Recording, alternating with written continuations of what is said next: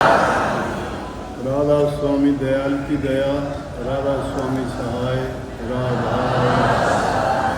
वैसे तो देखो अच्छी बात ये कि सोमवार से लेकर शुक्रवार के दिन मैंने आप लोगों के लिए निश्चित किए कि उस दौरान में आप आओ, कोई भी अपने घर की बात है, अपनी कोई पारिवारिक है, कोई व्यक्तिगत बात है, कोई किसी चीज़ के बारे में आशीर्वाद, सलाह, मशवरा जो भी करना है, क्योंकि इंसान कभी कभी खुद फैसला नहीं कर पाता कि मैं जो करता हूँ गलत है सही है। और जो निष्ठावान होते हैं वो गुरु को ही सर्वस्व मानते हैं, तो सोचते हैं कि मैं क्यों ना जाके उनसे पूछूं वो इसमें क्या राय देंगे। और उनकी राय भी हमारे लिए बहुत बेशकीमती होती है, क्योंकि उनकी राय जो होगी वो निष्पक्ष होगी। अगर किसी भी रिश्तेदार से पूछोगे, मित्र से पूछोगे, दुनियादार के आदमी से पूछोगे, वो अपने नज़रिए से, अपने सोचने के ढंग से ही आपको सलाह देगा। लेकिन क्योंकि गुरु का काम है सच्चा रास्ता दिखाना, तो वो पक्षपात नहीं करेंगे उस बात में, जो उसके हितकर होगी वही बात बताएंगे। तो बात भी पूछने वाली बात पूछनी चाहिए, ऐसी बात है जो जाहिर में प्रकट है कि उसका क्या निर्णय होगा, क्या उसका परिणाम होगा, वो मेरे मुंह से क्यों कहलाते हो। पहले ही जिसका ये दिखाई देता है ये बात पूरी नहीं होगी, बीच में कोई ना कोई और गड़बड़ हो जाएगी। मैं तो आपने अगर करना, तो मेरा कहने का मतलब है कि कई बार तो ऐसी समस्या हमारे सामने भी आती है कि उसका कोई जवाब नहीं दे पाते। तो गृहस्थी लोगों के सामने तो आती है ऐसी समस्या, घर में ही ऐसी समस्या हो जाती है। तो उनके बारे में वो सोचते हैं कि कई बात दूसरे आदमी को बताने की नहीं होती। गुरु के सामने तो अपना भेद खोल के बता सकते हैं, दिल की बात कह सकते हैं। दुनियादारों के सामने अगर हमारी गुप्त बात, कोई दिल की बात, कोई रहस्य है, वो अगर बताते हैं तो मजाक बना के उड़ा देंगे।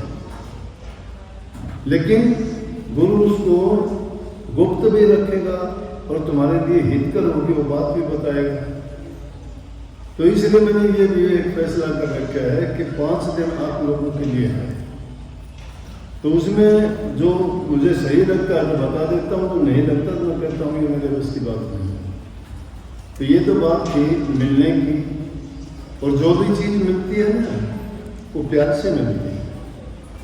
तुम्हारा दिल खुश नहीं होगा, तुम्हारे मन में कोई उमंग नहीं होगी, कोई चाहत नहीं होगी, तो आपको कोई लाभ, कितनी ज्ञान की बात पढ़ाओ, कितनी आपके हित की बात बताओ, कितनी आपको सुधार की बात बताओ, आपको कोई फर्क नहीं पड़ने वाला। क्योंकि मन आपका और कहीं दूसरी दुविधाओं में फंसा हुआ है, आपको बात अच्छी नहीं लगेगी। वो बात आपको अच्छी कब लगेगी?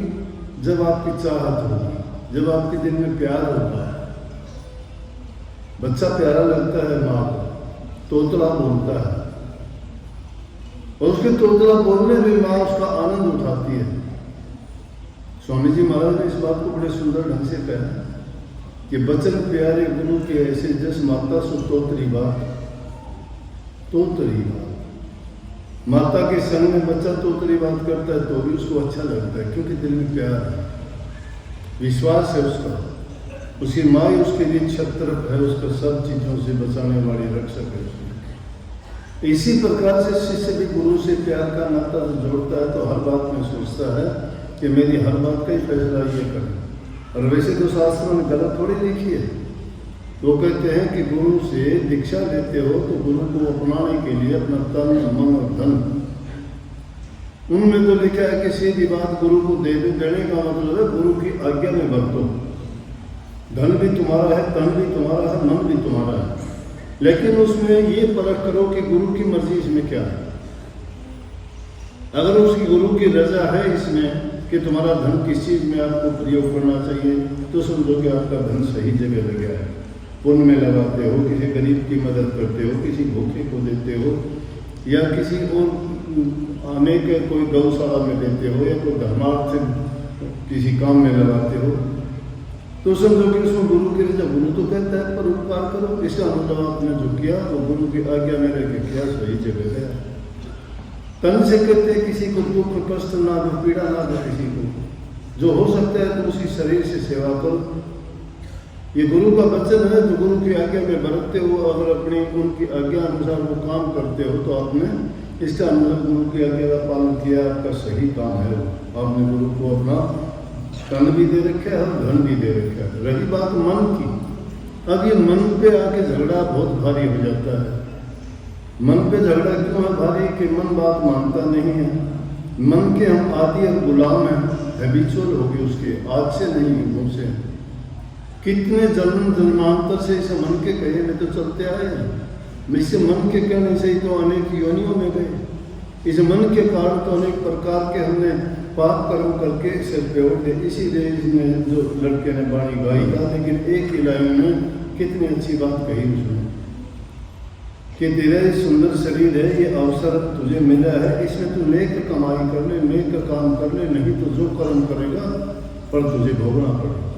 सब संतों ने जोर देके इसी वाणी को बड़ा चेताने के लिए कहा कि तू अपने अगत में कांटे ना हो। कहने का मतलब खोटे कर्म ना कर, किसी को दुख ना दे, जबान से ना दे, मन से ना दे, शरीर से ना दे। अब किसी भी प्रकार से अगर दूसरे को तू दुख देगा तो सोच ले तू उस दुख को, उस पीड़ा को सहन करने के लिए तैयार हो जा, तुझे भी मिलेगा। कांटे जो बोलता है उसको फूल कभी नहीं मिला करते, कांटे होंगे उसके, टाइम लग सकता है। मालिक के दरबार में न्याय का शासन है, वहाँ झूठ कपट बेईमानी नहीं। वहाँ जो इंसान जैसा कर्म करता है वैसा ही कर्म भुगतवा देता है। कर्म जो भी तुमने कर दिया उसी टाइम कर्म का फल बढ़ चुका है। लाख कोशिश करोगे तो भी वो कर्म का फल नहीं मिटेगा। उसको मिटने के दो ही साधन है, या तो गुरु भक्ति, गुरु भक्ति के करने से नेक काम करोगे। जैसे कोई चीज़ मैली होगी, ये गंदगी इसने कर दी है, जैसे इसमें खून की छाप पड़ गई, हटेगी नहीं, पक्का रंग है। इसका एक ही इलाज है, इसको ऊपर से पोत देंगे, कोई दूसरा रंग लगा देंगे, ये दिखाई नहीं देगा, दब जाएगा। इसी प्रकार से अगर हमने कोई अन्यायपूर्ण काम किया है, पाप कर्म किया है, कोई नीच कर्म किया है, तो कर्म, उसका कर्म फल तो बढ़ चुका है, उसको लोग मिट नहीं सकते। लेकिन अगर तुमने प्रभु की भक्ति की, बार बार उनको याद किया, तो इस प्रकार जिस प्रकार ये दाग भूख जाता है, बार बार धोने से धुल जाएगा, रंगने से धुल जाएगा, तो उसको गुरु के रंग में, प्रभु के नाम में रंग दोगे तो वो पाप कर्म तुम्हारा कम हो जाएगा। जो लाखों में था तो शताब्द भर में बन जाएगा काम तुम्हारा, लेकिन मिटता नहीं है। लेकिन जो करके भी नहीं पछताता है और फिर उस कर्म को बढ़ाए रखता है, तो यूँ समझो तो दो ही सजा मिलती है उसको। एक सजा तो यही मिल जाएगी, एक तो पाप कर्म करते हैं, दूसरा हम उसको मानते भी नहीं मैंने किया है, तो यही मिलेगी उसको सजा। उसको यही सजा एक आदमी करता है, करने के बाद पश्चाताप करता है। पश्चाताप का मतलब है तौबा कर लेना कि ये गलती मेरे से हुई है, आइंदा नहीं करूँगा, वो आगे नहीं करेगा। पश्चाताप करने से उसका पाप कर्म कर सकता है। लेकिन जो इंसान करके भी और सोचता है मैंने किया ही नहीं, मैं क्यों करूँ, दिल से जो नहीं करता है, तो ये सारे काम किसके, मन के हैं। अब ये मन हमें नीची गति की ओर ले जाता है, इसकी इच्छा पूर्ति करते हैं हम मन की। मन एक ऐसा पक्षी है जितना चाहे उड़ा लो,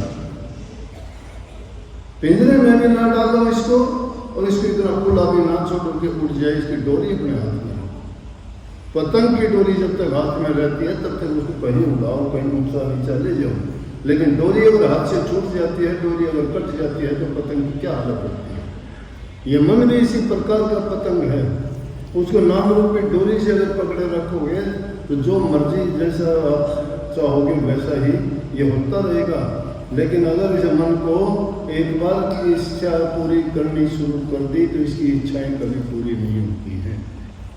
इसलिए गुरु की रहनुमाई में रह के, गुरु की आज्ञा, गुरु का वचन, चाहे वो जाहिर में ये लगता है कि इसमें कोई मेरा मतलब नहीं है, कोई मुझे फायदा नहीं है, ये मेरे हितकर नहीं है, या ये मेरे लिए बुरा बोल दिया, नहीं, वो बुरा नहीं है, तुम्हारे लिए बड़ा हितकर है, तुम्हारे लिए उसकी बड़ी कीमत है। अगर गुरु के वचन की तुमने पालना कर ली तो सुनर और लेटर देर अबेर उसका परिणाम हमेशा सुख और अच्छा मिलेगा। तो भैया तो थोड़ी देर थी। सबको आशीर्वाद, बहुत बहुत प्यार। वाह वाह।